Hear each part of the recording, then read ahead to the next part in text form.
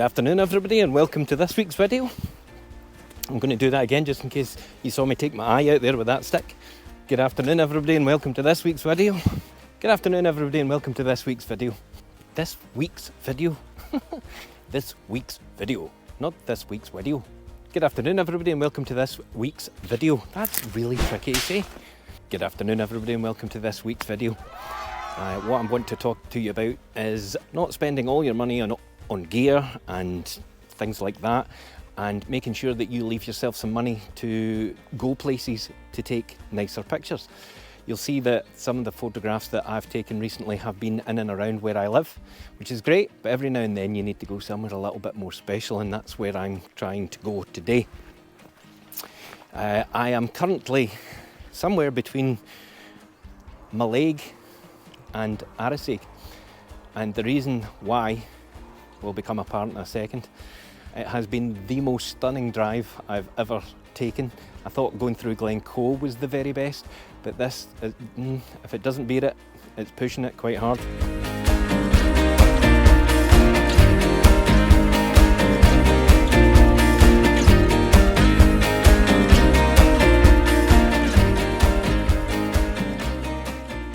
It's quite easy to mistake where I am just now for somewhere that is not in Scotland.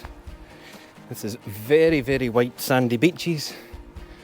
Scenery here is just absolutely stunning. I'll take you a walk along the beach. You know I like a beach. It's quite remarkable, isn't it? So as you can see, the tide is out and I don't know when it comes in and I don't know where it comes in. So if I get stuck, this may be my last video. So I hope you've enjoyed my full career of 4. We're just going to keep going, see what we find. As I said at the start, try and save some money and take yourself off to a new location. See what you can find when you go out with your camera in a place where you've never been before. It's good because everything's new, but it can also be tricky because everything's new and we tend to fall into our own little habits of going to the same places, taking the same photographs of the same thing in different light, and that's all good, especially if you're learning how to use your camera and things like that. But it's really, really important to try and push yourself, go somewhere new and see how you get on. Okay, so I think I found my first shot of today. I don't know if you can see, it's very small, but there is a lovely white house in the distance. I love this grass in the foreground, and it would be nice if the water was all in, but I still like the way there's a kind of leading line with the water as it kind of goes out or comes in. So I'm going to set up and I'll show you what I get framed, and I'll talk through what lens I use. So what I'm trying to do here is I'm using the 100-500 lens, and the reason I want to do that is I want to try and compress the foreground and the background. Set up like that at the moment. It's capturing the grass just in front, and what I've had to do is I've had to focus stack.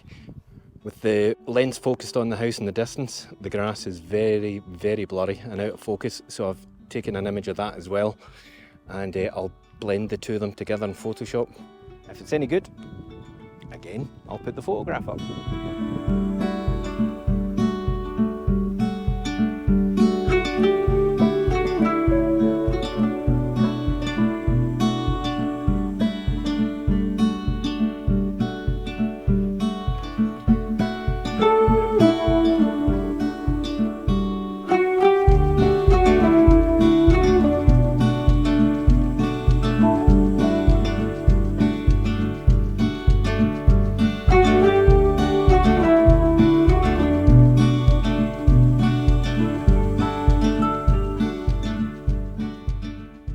I'm heading back to Arisaig, and I just had to stop because the sun is starting to appear from behind the clouds.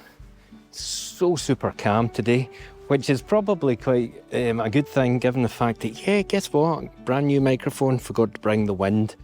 I'll not say it, you know. This is the scene that made me stop the car and come out for a little walk. But the scenery is absolutely stunning. I'm very intrigued by that peak right off there in the middle of the frame just now.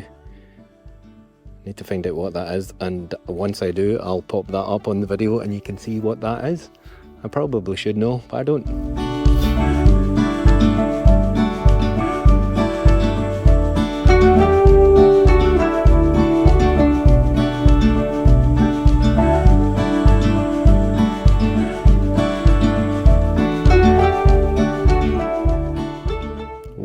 There's a wee lone tree. I like a wee lone tree, as you know.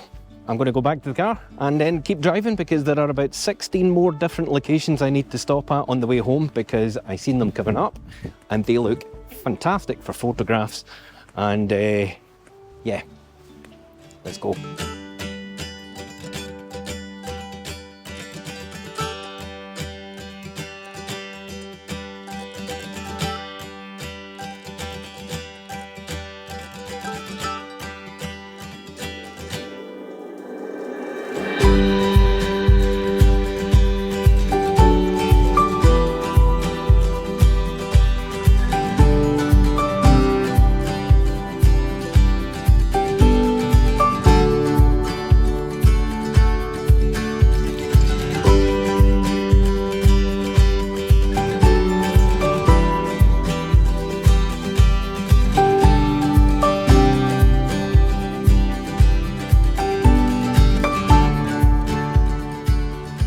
So as I said, there was several places I wanted to stop on the way back, and this is one of them. I can't believe quite how mirror-like this loch is, or lochan. Loch, it's too big to be a lochan. This is the shot that I quite like, and the reflection is just magnificent, and it's offset by that group of trees in the background that are catching some of the sunlight. So I've tried two different things. What I've got here is the camera set up. I know in my last video I was talking about putting some things in the foreground, but in this instance I've tried it with a little bit of the heather as a foreground, but there's too much space between that and the first island.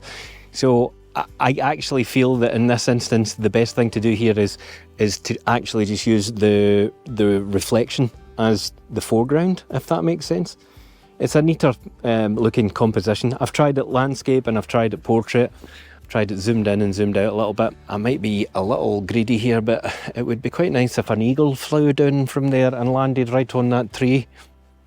There are no eagles. Eagles, come forth.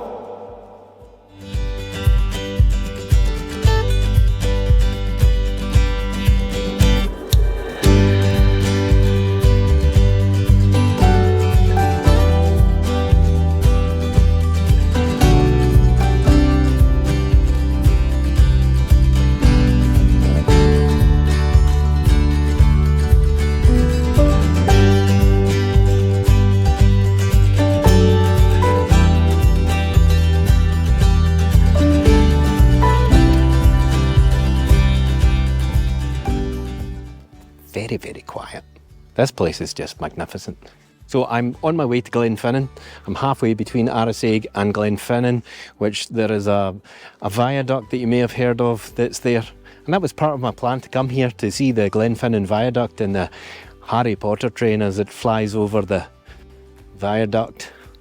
But guess what? They don't start running that train till next week. Excellent. So does anybody want to see a photograph of a bridge?